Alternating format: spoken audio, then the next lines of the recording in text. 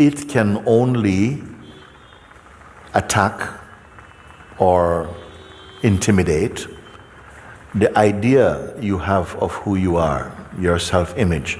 It cannot attack and transcend what you truly are, because what you truly are is pure awareness.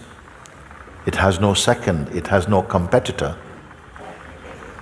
You see, the devil, as we say, is no match for God. It's not like there's God and the devil. The devil is something much, much lower. God means supreme consciousness.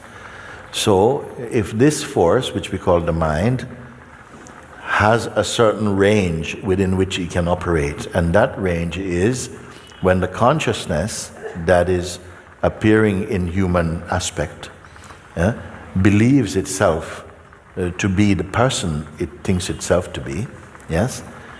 And the dreamer, the pursuing things which are perishable, thinking itself to be great, thinking itself to be nothing, all of these things that we go through.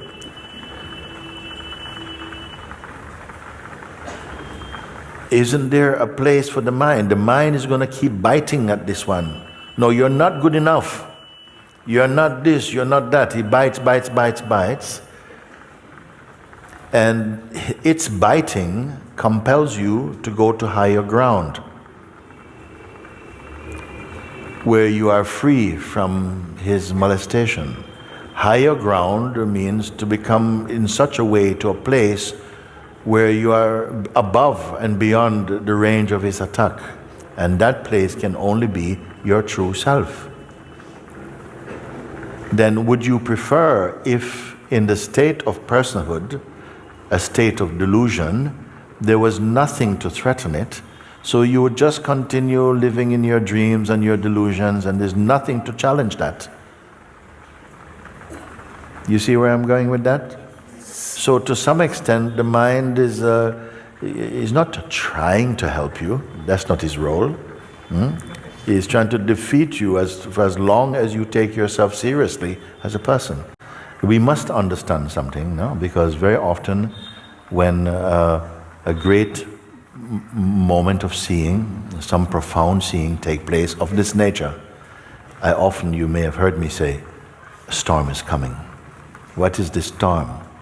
To test your seeing, it's going to come.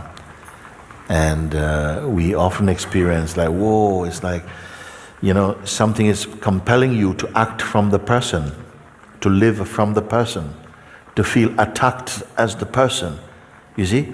But you have to remember, even the strongest storm is still only a movement in the unmoving awareness itself.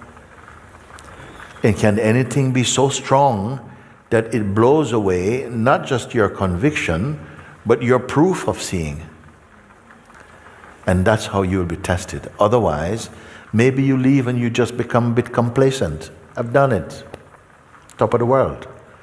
But something comes and shakes this mighty oak is shaking. Branches are breaking off like this. So what's to be done? Maybe something feels, now that I've conquered the mind and know I am, that's the end of things. From now, plain sailing. I can book my place in heaven, everything is fine. But somehow the storm comes. And the storm comes what? It's up to you to see that the storm comes to weaken you or to strengthen you. You choose, you see. The storm comes, it's you didn't really do it, and you're about to lose everything. Everything you have, you are going to lose now. And you say, well, who is it speaking to?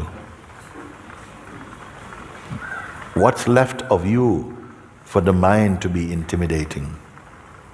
And then he's still showing that perhaps here and there you have your little stash, hideout someplace, and he's going to blow those up. You're looking, oh yeah, and you have a chance to see, yes, this can be seen. You see? In the earlier talk we had just now, something got left out. I'm reminded of it now. It is like, if you have really seen, why should the mind be coming and this type of thing? And these things are still, the mind is still coming. Yes, it's fine, the mind is coming. He still has last work to do. He swept the floor clean now. Now the floor is clean, he's about to dust the mirrors also. He has to sort of shake out the curtains and everything. You see? Don't worry about it, let him stay. He cannot stay longer than you. You are not staying, you are here. He's a visitor, he can only come and go. So like this, you are using all these things to clarify just how perfect the self is, actually.